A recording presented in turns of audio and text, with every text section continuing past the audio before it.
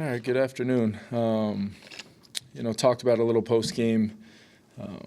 The film kind of, confirmed a lot of the things that we felt in the game. We didn't play, didn't play to the standard that we need to. I did think the effort and the energy was there, but across the board, it's coming down to simple things that we work really hard to make sure that standard is met, and fundamentals, technique, really specifically speaking to the offense, just avoiding critical errors that don't give us a chance to ultimately have success, and need to be more consistent across the board, regardless of who's in there or who's got to step in there. We feel like we've got a roster that can handle that, and guys can step in and do the things required. So a lot of work to do. Very fortunate to have another opportunity at home this week against a good football team, and we've got to have a good week of preparation and make some of these things come to life, and that's what we're going to do. And we're on our way to doing that already today here with the players back in the building. So update just on some injuries. Both Ryan Kelly and Justin School are in the concussion protocol. Came in, with some positive early signs today, but that is totally in the hands of the medical professionals as they work through the protocol. Aaron Jones, we're still in the process of evaluating kind of his hamstring. As of right now, I want to make sure we have a good understanding of it, and likely to be down this week. And we'll figure out kind of the determining factor for that timeline. We did avoid, thank goodness, some serious injuries on Gabe Murphy and Jonathan Grenard. JG was able to come back in with that oblique, just kind of shocked him there for a play, and he was able to come back in. And Gabe Murphy did avoid, what we feared at the moment to be potentially serious. He was able to avoid anything serious there. And then just one final update, J.J. McCarthy, did come in very, very sore today with the ankle sprain. I would anticipate we are not planning on having him for Sunday, and don't likely see this being any kind of short-term IR thing, but I do want to see, and Tyler and the group want to see how he responds, to treatment this week. But give him a ton of credit, just the toughness to get that thing taped up and keep playing. But yeah, that is something that we were able to determine today. So obviously tough news there. So we've got our work cut out for us. A lot of work to be done. We'll get Carson Wentz ready to go. Had a really good practice last week when JJ was out of the building, on a Thursday, kind of third down kind of day, and Carson stepped in and did a great job. So I know the guys will have a ton of confidence in him, as well as Max being a snap away. Kevin, so what happened with JJ? It happened. I believe it happened on the second and 20 scramble, where he was able to get towards our sideline and just kind of got rolled up. And in the moment, didn't necessarily think it was significant. When we came off after that series, there was somebody in the blue tent, so he was kind of evaluated right there and just got it taped up, and went back in the game. And I think it's one of those things, just kind of hearing from our medical staff, one of those things that tends to be much worse today than probably was in the moment to him with adrenaline and everything. But like I said, a huge compliment to him for fighting through it and continuing to compete. Just how crazy are all these injuries? I mean, yeah, it's a lot. Yeah, we're definitely dealing with some adversity right now for sure. Both through our performance, but also the injury side of things. It's never ever going to be an excuse. We've got to find a way to have the next man up, and hopefully. We're expecting, some good news on Okudah and Gink with where they're at in the phase of the protocol, being able to, begin their practice work and kind of clear that last hurdle to hopefully be available this week. And then we'll see where Harry and Gink are, or Harry and CD are as well, as they continue kind of their ramp-up plan.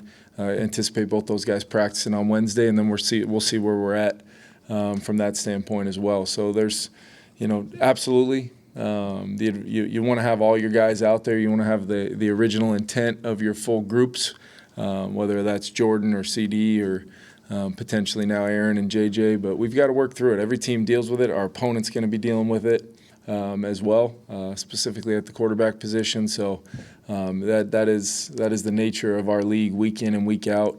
It's just hit us, pretty significantly early on here.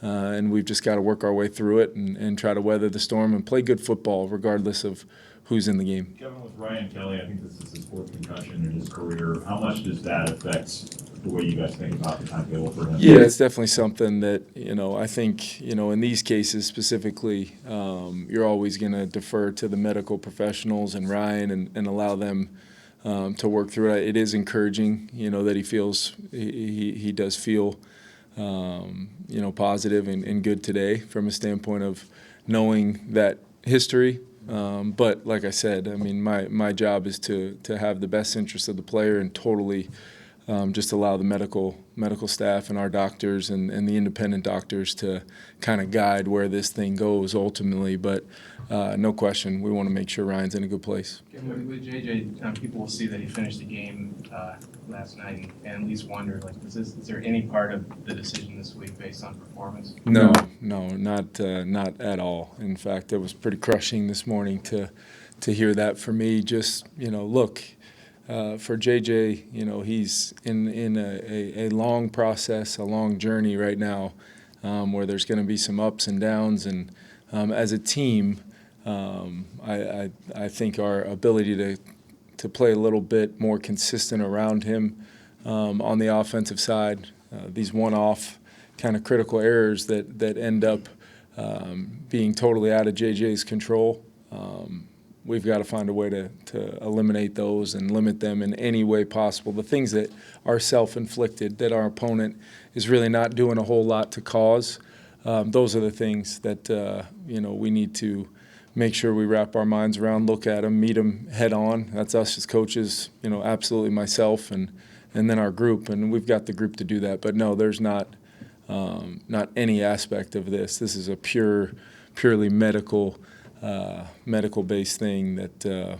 we're dealing with right now. And what's your sense of how much Carson's been able to pick up here in the weeks that he's been here? Yeah, he was really impressive last week, kind of stepping in. You felt the veteran presence and the command. He's really smart, a guy that's played a lot of football, and he's been able to, get himself to a place where he's felt very comfortable, these past 2 weeks had he needed to go in the football game, and now he'll get a week of preparation to get ready to go play. Can you call everything that you would call with JJ? He's been in the system 2 years.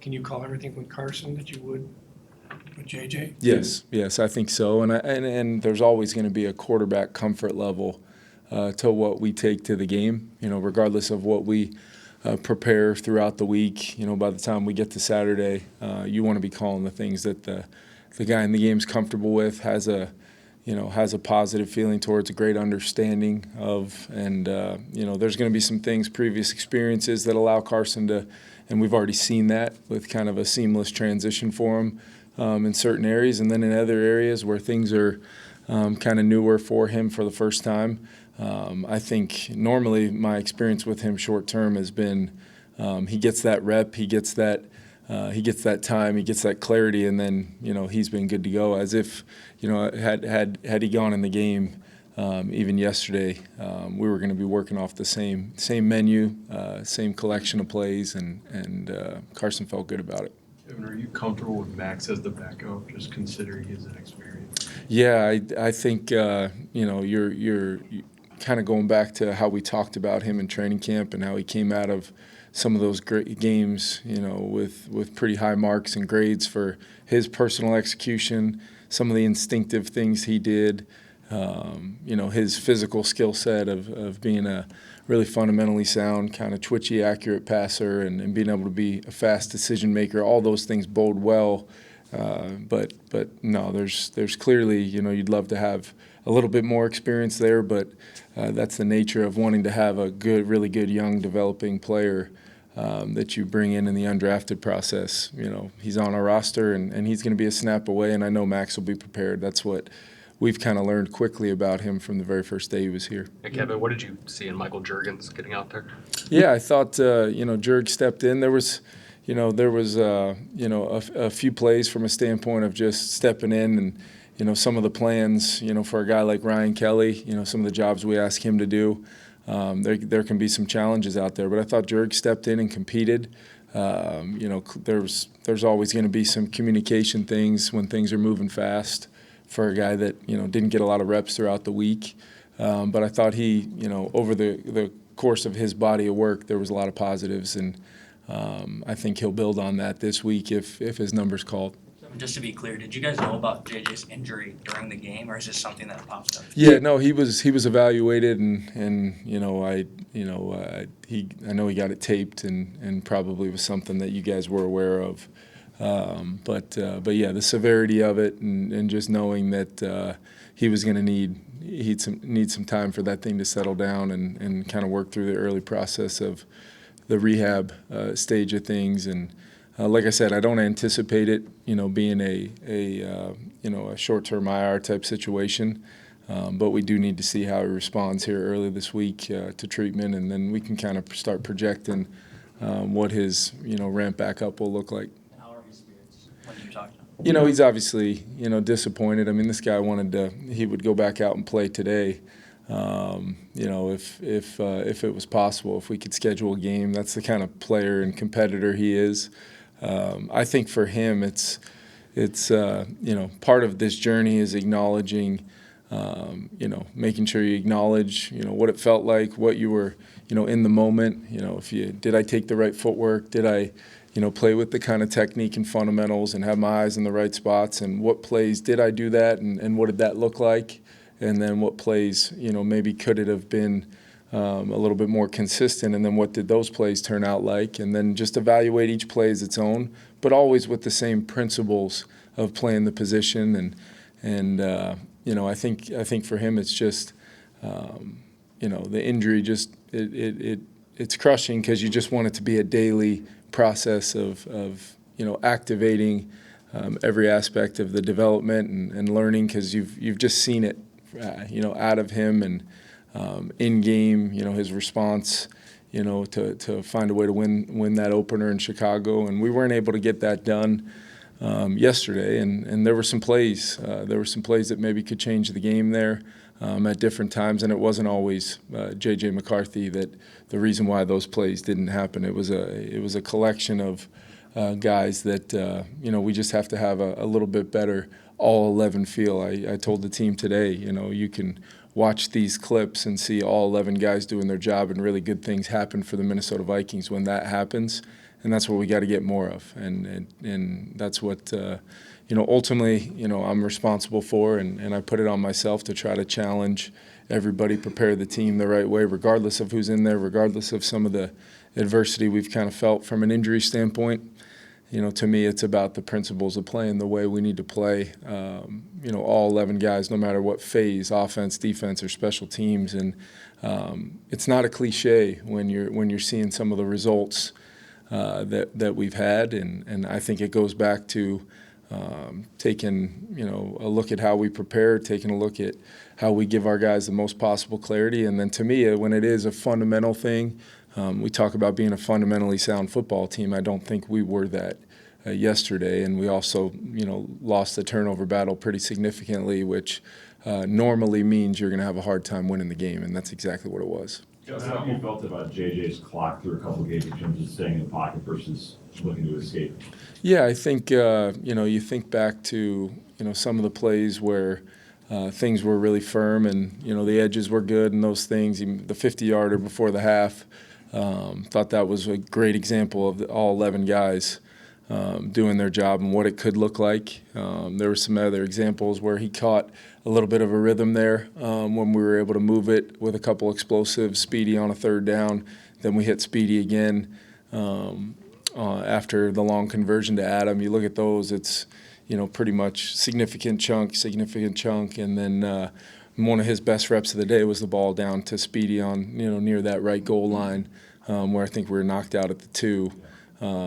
And then you look at it the very next snap, probably have a chance to for a pretty easy one there, and we kind of bobble the ball and pick it up and throw it away. So it's just the consistency of how many plays we can stack, consecutively. And like I said, it's not just one particular player. It's the, called a few screens in the game, and we don't throw and catch one with a pretty significant chance for a gain on that play, and then just have a mental error on another screen that ends up being a 2-yard gain when we should clearly have everybody kind of accounted for with a chance to have Jordan Mason in space with a lot of grass potentially on either one of those plays. So it's just, those plays we don't get.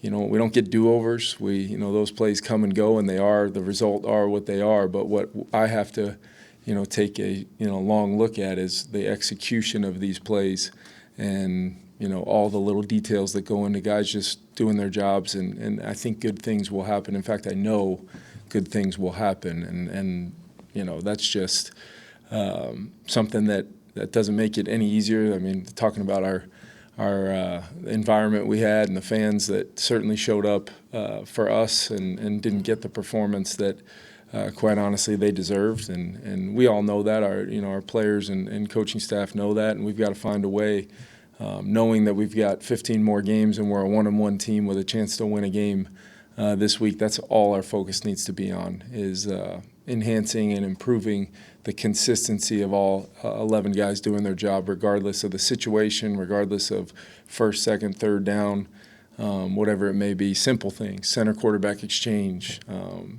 different mechanics of, our run game combinations and the targeting. And then I did think there were some positives, throughout the game, whether it was Justin or Speedy or these guys. TJ doesn't always show up in the stat sheet, but it should if we get the all 11 execution that we can't just expect. We've got to go make it come to life. Last one. Kevin, with Christian Darrisaw, do you sense that he's close? Yes. Yeah. No. This has been. I understand, kind of, especially with the nature of his kind of ramp up and working back into it, and some of the work he had throughout training camp and that calendar that we've been on. And it's been a true day-to-day approach to it, and trying to get to a place where, we're, obviously doing what's best for Christian, and a very collaborative process there. But at the same time, he's doing everything he can to be out there. He's done a phenomenal job from start to currently where we're at right now, and anticipate that continuing. And when we get him out there, it's going to be a huge boost for us for sure. Thanks, everyone. Thank you, guys.